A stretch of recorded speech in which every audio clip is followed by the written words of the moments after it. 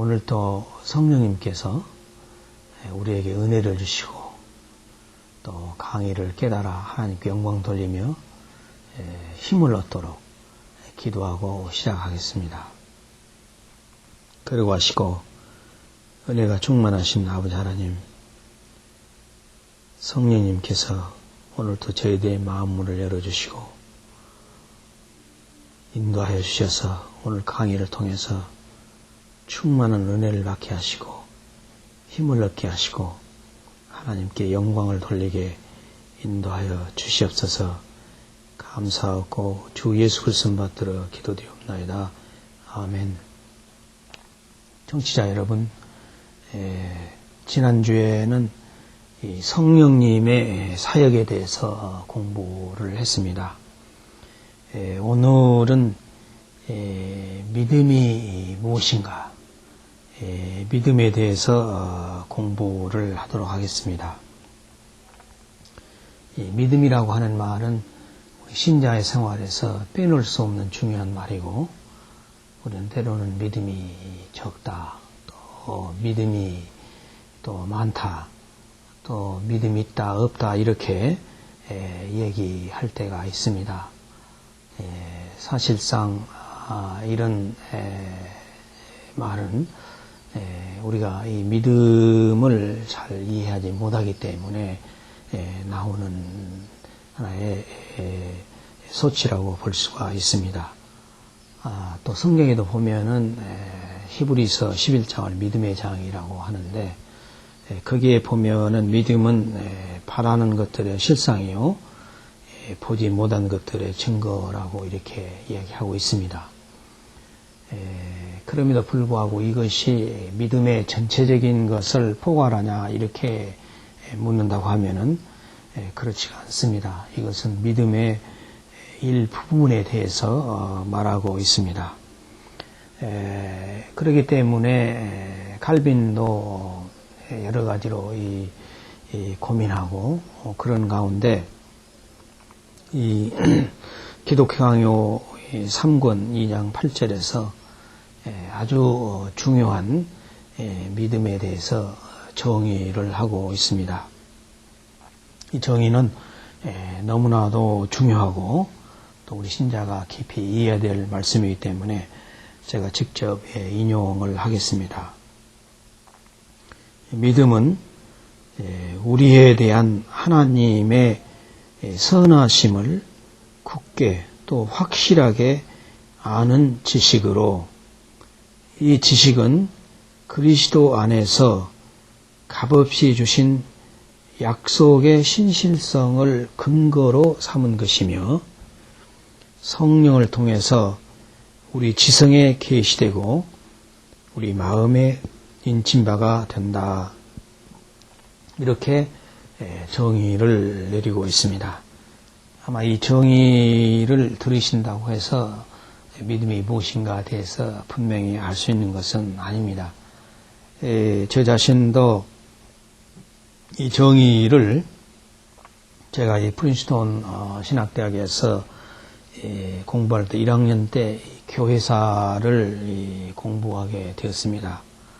그때 우리 교회사 교수님께서 첫 번째 이 과제물로 칼빈의 믿음의 정의를 주석을 해오라 이렇게 했습니다.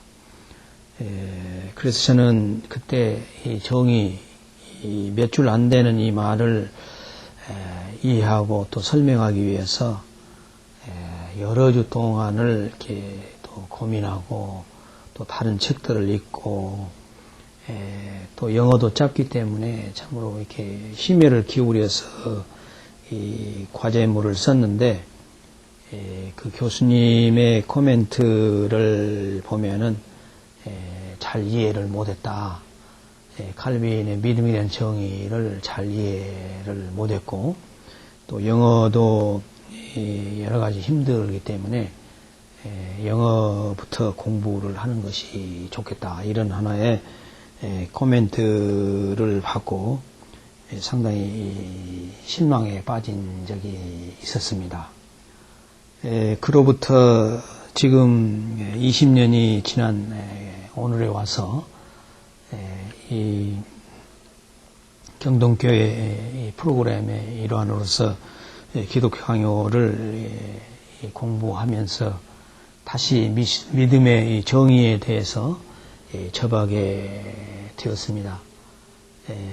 그때는 제가 잘 이 믿음을 이해를 못했지만 20년이 지난 세월을 통해서 저 자신도 여러모로 그 어려움도 있었고 또 나름대로 믿음에 대해서 고민도 했고 또 학문적으로 공부도 했고 강의도 했습니다.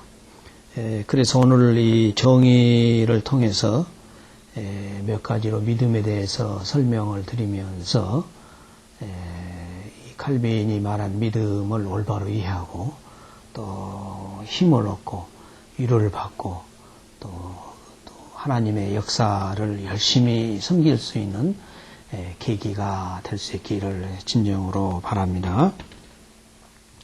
여기서 이 칼빈의 믿음의 정의에 대해서 보면은 하나님께서 우리를 위해서 믿음을 주셨다 그렇게 볼 수가 있습니다. 하나님께서 우리를 위해서 믿음을 주셨다고 하는 사실을 우리는 깊이 영접해야 되겠습니다. 하나님께서 믿음을 주신 것은 우리가 하나님을 잘 믿고 또 하나님의 축복을 받고 하나님의 은혜를 받고 위로를 받고 힘을 얻도록 하나님께서 우리에게 믿음을 주셨다는 사실을 우리가 깊이 이해해야 되겠습니다. 하나님은 하나님 자신을 위해서 믿음을 주신 것이 아니라 연약하고 부족하고 때로는 불평을 하고 또 원망할 자라는 저희들이 원망하지 않고 불평하지 않고 희망을 갖고 힘을 얻도록 우리를 배려해서 믿음을 주시다는 사실을 우리가 깊이 영접해야 되겠습니다. 그래서 에베소 2장 8절에 보면은 우리가 은혜로 믿음을 인하여 구원을 받았나니 믿음은 하나님의 선물이라 그랬습니다. 믿음은 1차적으로 내게서 생겨나는 것이 아니라 하나님의 선물입니다. 우리가 선물을 받을 때에 기쁨이 있지요. 또 얼마나 또 그 선물을 자랑하고 또 선물 받기를 원하는지 알 수가 없지요. 오늘 우리 주님께서 주시는 이 믿음의 선물을 받으시기 바랍니다. 또 그 선물을 통해서 그 선물의 내용이 무엇인가 또 우리가 살펴봐야 되겠지요. 믿음은 칼빈은 여기서 지식이다 그랬습니다. 믿음은 우리의 감정도 아니고 우리의 의지도 아니고 또 단순한 신뢰도 아닙니다. 지식이라고 하는 말은 당시 천주교에서는 성경을 마음대로 공부할 수도 없고 그 사제가 그 말한 것을 그대로 믿는 그대로 받아들이는 그런 맹신에 가까운 것이었습니다. 그래서 칼빈은 성경을 오랫동안 깊이 연구하고 공부하는 가운데 또 목회 생활을 하는 가운데 믿음이라고 하는 것은 그는 맹신이 아니라 지식이라고 하는 사실을 우리가 알 수 있다고 했습니다. 그러면 여기서 어떠한 지식인가? 지식은 믿음은 지식인데 어떠한 지식인가 이렇게 보면은 우리를 향하신 선하신 하나님에 대한 확실하고 분명한 지식이다. 하나님은 이 선하신 하나님이십니다. 로마서 8장 28절에 보면은 우리에게 무슨 일이 일어날지라도 우리가 하나님을 사랑하고 하나님의 그 부르심을 확신하고 사는 자에게는 악도 선으로 바꿔주시는 그런 선하신 하나님에 대한 확고하고 분명한 지식이다. 그래서 우리는 하나님께서 이 선하신 하나님이시다. 하나님은 언제나 선하시고 우리에게 선을 행하시기를 원하시고 또 선하게 살기를 원하시며 또 선하게 살게 해주시는 그런 하나님에 대한 확실한 또 분명한 지식이다 그랬습니다. 또 이 선하신 하나님이라고 하는 말은 또 자비로우신 하나님이라는 그런 말로도 이해할 수가 있습니다. 하나님은 우리에게 긍휼을 베푸시기를 원하신 하나님이십니다.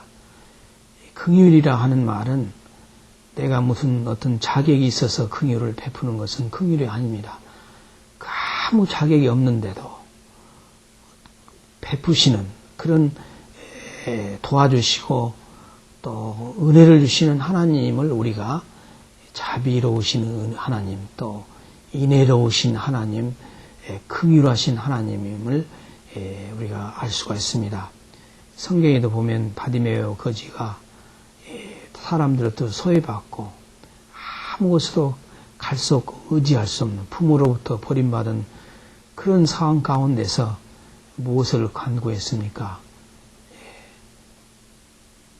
다윗의 자손이시여 우리를 불쌍히 여기셔서 불쌍히 여기는 긍휼히 여기시는 그 하나님의 긍휼을 구한 것을 알 수가 있습니다.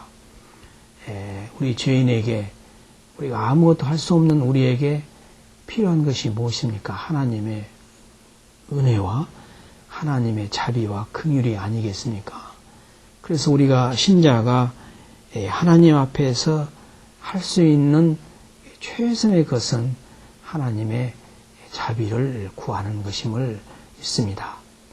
인애하신 하나님께 긍휼을 구하고 아무것도 할 수 없어서 힘들고 어려울 때 하나님께서 힘을 주시고 또 위로를 주시고 희망을 주시는 그런 자비로운 하나님에 대한 확고하고 분명한 지식이다 그렇게 했습니다. 그래서 우리가 이 믿음이라고 하는 것은 선하시고 인애가 많으시고 노하기를 더디하시고 우리에게 긍휼을 베푸시고 자비를 베푸시고 우리의 모든 것을 도와주시고 인도해 주시고 우리를 지켜주시고 보호해 주시는 그 하나님에 대한 분명하고 확실한 지식이라 그랬습니다. 셋째로 보면은 그러면은 이 하나님에 대한 이 확실하고 분명한 지식은 어디에 기초해 있는가? 어디에 기초해 있는가? 우리가 기초가 튼튼해야 오래 건물이 견딜 수가 있고 또 높이 올라갈 수가 있는 것처럼 이 하나님의 이 지식이 아무리 좋을지라도 그 기초가 든든하지 못하면은 오래 갈 수가 없는 것과 마찬가지로 이 하나님의 지식은 어디에 근거해 있냐면 예수 그리스도 안에 계시된 신실하신 약속에 기초했다. 그렇게 갈매인은 말하고 있습니다. 그래서 믿음은 하나님의 약속에 그리스도의 약속에 기초해 있다. 그렇게 말씀드릴 수가 있습니다. 여기서 약속은 값없이 주신 약속입니다. 우리가 어떤 조건적인 약속이 아닙니다. 내가 이 무엇을 해주면 당신이 나에게 해준다는 그 인간적인 그런 그 약속에 기초해 있는 것이 아닙니다. 믿음은 이 하나님의 이 지식은 하나님의 신실하신 약속에 기초했다. 그렇게 말씀하고 있습니다. 여기서 신실하시다는 말은 하나님은 한 번 약속을 하시면은 반드시 지키시는 그런 하나님을 우리가 알 수가 있습니다. 그래서 우리가 로마서 4장 17절에서 25절에 보면은 그 아브라함의 그 믿음이 어디에 기초해 있는가 하는 사실을 우리가 알 수가 있습니다. 아브라함은 믿음의 조상이고 우리가 믿음을 알려면은 아브라함을 우리가 알지 않고서는 알 수가 없는데 그것은 아브라함의 믿음이 어디에 기초해 있냐면 하나님의 약속의 말씀에 기초해 있었다. 다시 말하면 아브라함은 하나님의 값없이 주신 약속을 믿었다. 이렇게 말씀드릴 수가 있습니다. 아브라함이 어떠한 사람이었습니까? 75세가 되어서 신앙을 출발을 했었고 또 부모도 이방 신을 섬기는 그런 사람이었고 또 자식이 없어서 실망과 절망 가운데서 살아가야 될 그런 형편에 있는 사람이었습니다. 그럼에도 불구하고 아브라함은 바랄 수 없는 중에 바라고 믿었다 그랬습니다. 인간적으로 생각할 때는 아브라함은 소망이 없는 사람이었습니다. 희망이 없는 사람이었습니다. 믿고 살 것이 없는 사람이었습니다. 이 세상에서 우리들이 믿고 살 것이 없을 때에 우리는 절망하고 실망하고 좌절하고 많은 것을 알 수가 있습니다. 그런데 아브라함은 인간적으로는 바랄 수 없지만은 하나님께서 약속, 때가 되면 아들을 주신다는 그 약속의 아들을 주신다는 사실을 아브라함은 믿었고 또 그 약속을 하나님께서 반드시 지킬 줄로 믿었습니다. 그렇기 때문에 여기 보면 아브라함은 그 인간적으로 보면은 실망할 수밖에 없고 절망할 수밖에 없음에도 불구하고 믿음이 연약해지지 않고 오히려 견고해지고 그래서 하나님께 영광을 돌리며 신앙생활을 했다 그랬습니다. 인간적으로 볼 때는 믿음이 없고 또 이 믿음이 연약해지고 힘이 없을 그런 아브라함이었지만은 이 하나님의 약속을 믿었기 때문에 아브라함은 믿음이 견고해지고 하나님께 영광을 돌리고 또 아브라함을 이 신앙의 발자취를 남기는 그런 사람으로 살 수가 있었습니다. 여기서 볼 때 우리의 믿음이라고 하는 것은 인간의 지식에 기초 있는 것도 아니고 또 어느 인간의 말에 기초 있는 것도 아니고 인간의 경험에 기초 있는 것이 아니라 약속의 말씀, 그리스도를 통해서 값없이 주시는 하나님의 약속의 말씀에 기초해 있다 그랬습니다. 그래서 하나님의 약속을 믿고 살 때 우리는 신앙의 발자취를 남기는 그런 인생을 살 수가 있다는 사실을 우리가 깊이 영접해야 되겠습니다. 우리 인간은 이 세상 살면서 어느 발자취를 남겨야 됩니다. 예수 믿는 사람은 신앙의 발자취를 남겨야 되는데 그것은 그런 삶을 살기 위해서는 이 믿음이 있어야 된다 그랬습니다. 그 믿음이 어떤 믿음이냐면 하나님의 약속을 믿는 믿음이 있어야 되는 것입니다. 그래서 성경에 보면 요한복음 15장 7절에 보면 너희가 내 안에 거하고 내 말이 너 안에 거하면 무엇이든지 원한 대로 구하라 그리하면 이루리라. 이렇게 엄청난 약속을 해 주셨습니다. 누가 이런 약속을 할 수가 있습니까? 우리가 믿음이 있으면 하나님의 약속을 믿으면 무엇이든지 원하는 대로 구하라 그리하면 그대로 되리라 그랬습니다. 또한 마가복음 23장 23절에서 24절에 보면 누구든지 이 산더러 들려 바다에 던지우라 하며 그 말하는 것이 이루어질 줄 믿고 마음에 의심치 아니하면 그대로 되리라 그랬습니다. 이것도 우리 인간적으로 보면 불가능한 일이죠. 어떻게 우리 인간이 산을 들어서 바다에 던질 수가 있습니까? 그러나 이 말하는 것이 이루어질 줄 믿고 마음에 의심치 아니하면 그대로 되리라. 그랬으니 이것은 하나님의 약속의 말씀입니다. 우리가 하나님의 약속을 믿고 살 때 우리는 산을 옮길 수 있는 그런 능력을 체험할 수가 있는 것입니다. 불가능을 가능케 하는 그런 하나의 신앙을 가질 수가 있는 것입니다. 사랑하는 청취자 여러분, 참으로 믿음은 이토록 우리에게 힘을 주고 중요한 것임에 틀림이 없습니다. 그래서 성경은 하나님의 약속의 말씀이다, 이렇게 말씀드릴 수가 있습니다. 우리 예수 믿는 사람은 무엇보다도 이 약속에 근거한 하나님의 말씀을 우리가 믿고 살아야 되는 것입니다. 그럴 때에 우리는 어떠한 절망과 어려움 가운데서도 실망하지 않고 좌절하지 않고 힘을 얻고 살 수가 있는 것입니다.